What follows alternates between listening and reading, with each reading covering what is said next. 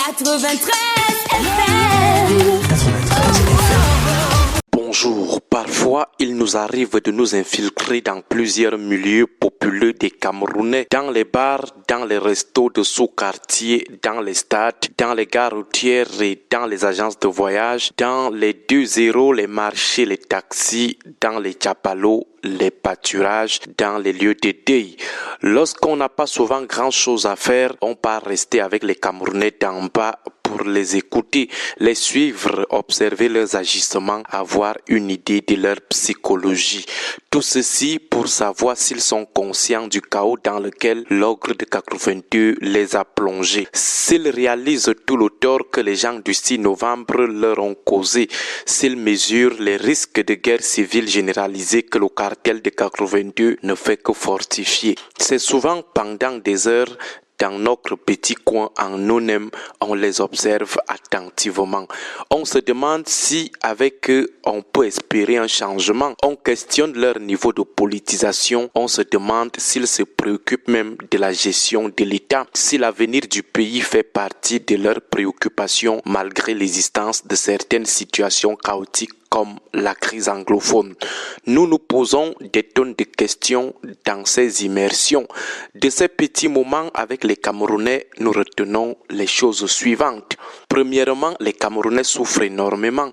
Ils transpirent franchement la misère, même s'ils essayent de la masquer avec les beaux habits, l'élégance et les paroles de petits orgueilleux juste pour ne pas se sentir diminués devant les autres. Les Camerounais misèrent et ils sont d'ailleurs conscients de leur situation chaotique. Seulement, ils refusent d'en faire un problème d'État.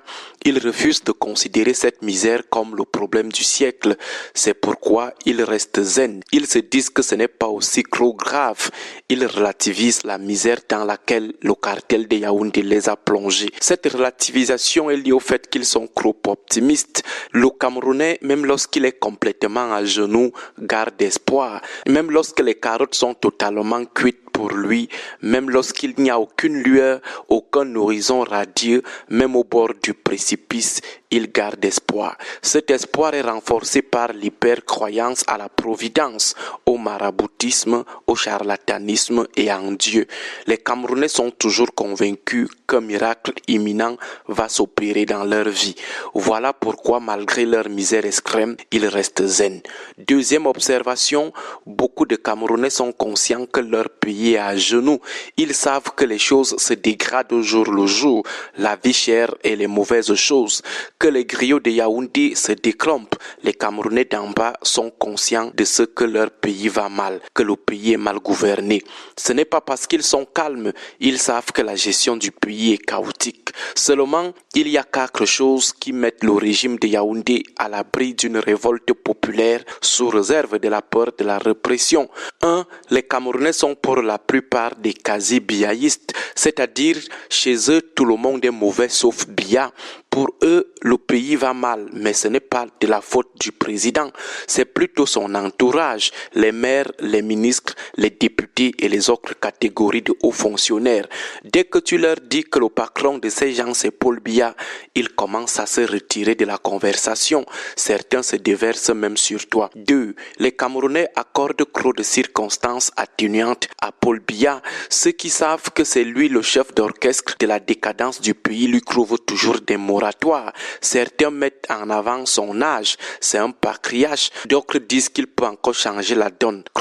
Les Camerounais croient à l'essentialisme du président. Ils se disent qu'après lui, ça sera l'impasse. S'il part là, nous sommes morts. Ils ne voient personne d'autre diriger le pays comme lui.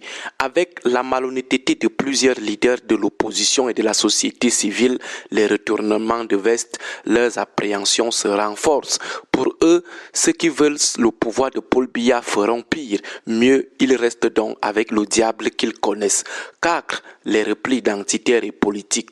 Troisième observation, les Camerounais sont certes conscients de la misère indescriptible qui s'abat sur eux, conséquence de la gouvernance, de la méchanceté et de l'égoïsme du cartel du 6 novembre, mais ils ne réalisent pas la profondeur du pétrin dans lequel ils se trouvent. Et cela est lié au fait qu'ils sont peu informés, sous-informés ou désinformés.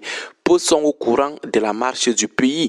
Même des situations graves comme la crise anglophone, ils font comme si ça se passait au Kenya ou au Ghana lorsqu'ils ne pensent pas qu'il n'y a plus rien dans cette zone. Ils ne sont pas au courant des ingrédients de la guerre civile généralisée que les blocs prétendant à la succession sont en train de rassembler en vue de la bataille finale, le grand soir. Les Camerounais ne voient vraiment pas le chaos venir. Ils se disent que tout ce qui se raconte là, ce sont des petits mots de déstabilisateurs, que la Vierge Marie protège le Cameroun, que jamais tous les pays peuvent connaître la guerre sauf le Cameroun. Ils vous disent comment nous avons plus de 250 ethnies, du coup le pays ne peut pas sombrer. On dirait que ce qui se passe au Nozo, c'est le voir bébé. On dirait que les autres pays d'Afrique qui ont connu ou qui connaissent la guerre civile n'ont pas aussi plusieurs ethnies. Cinquième et dernière observation, les Camerounais ne sont pas prêts pour le changement. Ce sont pour la plupart des conservateurs et en plus, ils ne sont pas prêts à se sacrifier pour un homme politique ou un parti politique. Ils peuvent se révolter, mais pour leurs problèmes à eux, mais pas pour un homme ou pour un parti.